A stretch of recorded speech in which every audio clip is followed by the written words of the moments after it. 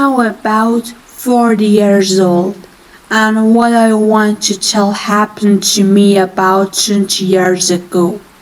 I visited one of my friends. His apartment was very old and hot. My friend lived in unit 71 or 81 on the 7th or 8th floor. You were looking at this apartment. It was the last one from the left.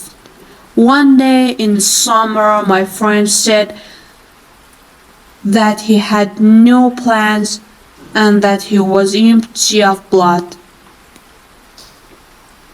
So we called some of our friends to drink together. When we were talking, the light from the lamp came out of the window and fell on the ceiling. I think the lamp was below the building, was it? Something covered the light. So we went to take outside the window, and we saw that someone with a very negative vibe was hanging from the bars behind the window, because the light was coming from behind him. We couldn't see his face properly. Then he laughed with his white teeth. I was silent.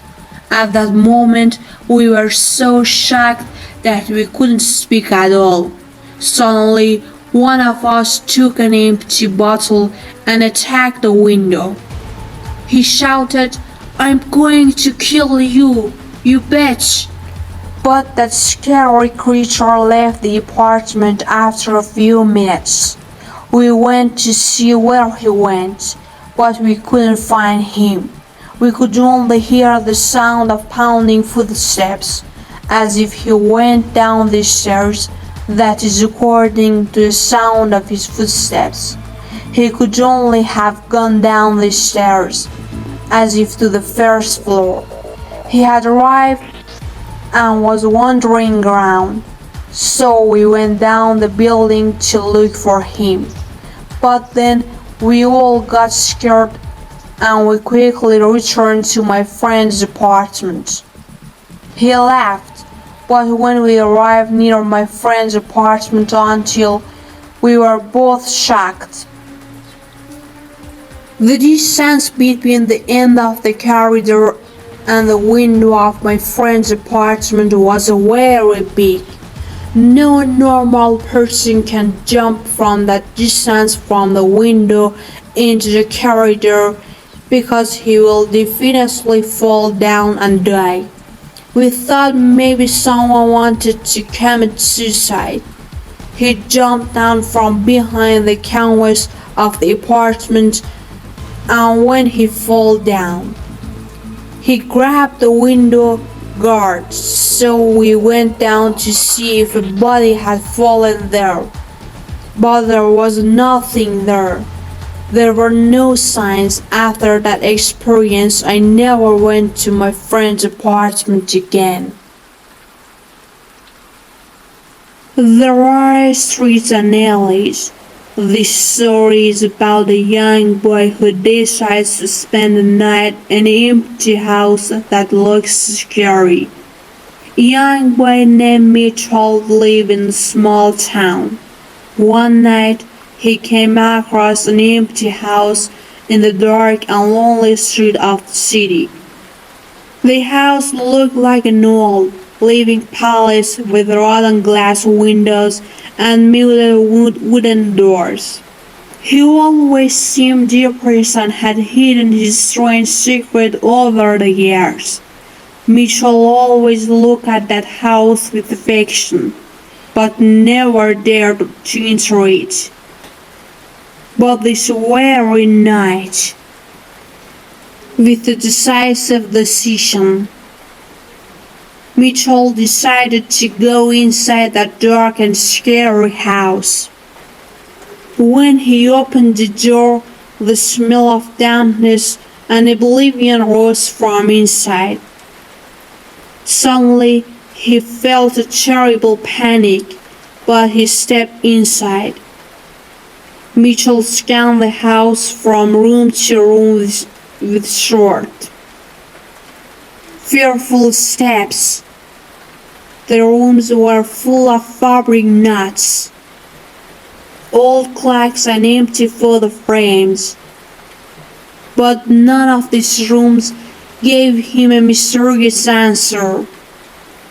When he reached the top floor of the house, he opened the door that led to a large, dark room. The room was full of old clothes. In the middle of the room was an open wooden box.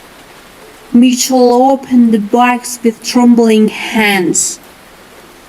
Inside was a series of skeletons.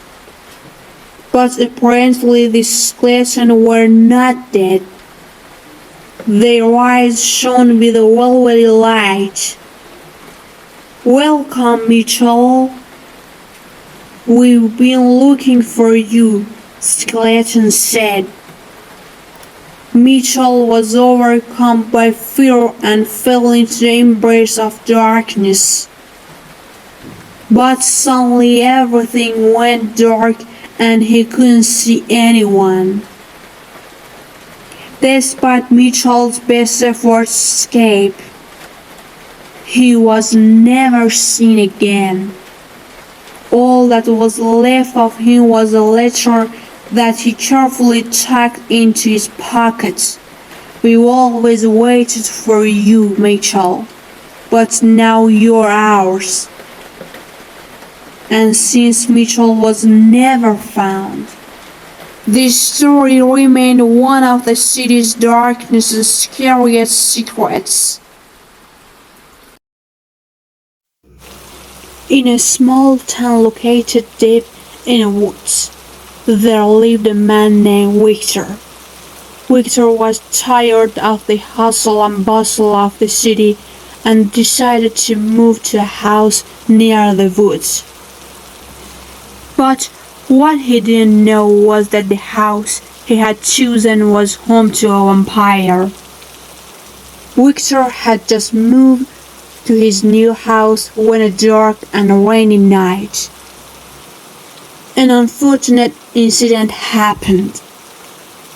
One warm but dark night, Victor was put to sleep.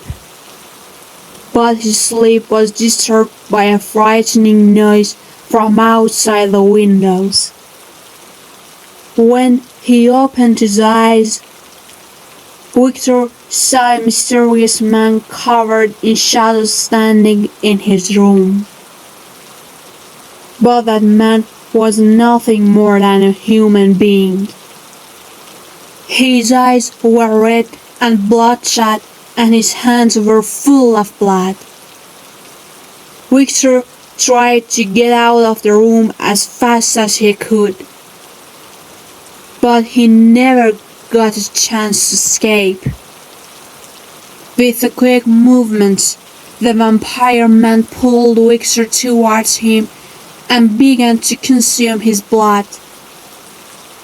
Victor tried to scream, but no one could hear him. From then on, Victor became a vampire. But this time he was one of them. A man who searched for innocent lives at night and made their blood boil. The small town that used to be his home had now become a battlefield between humans and vampires.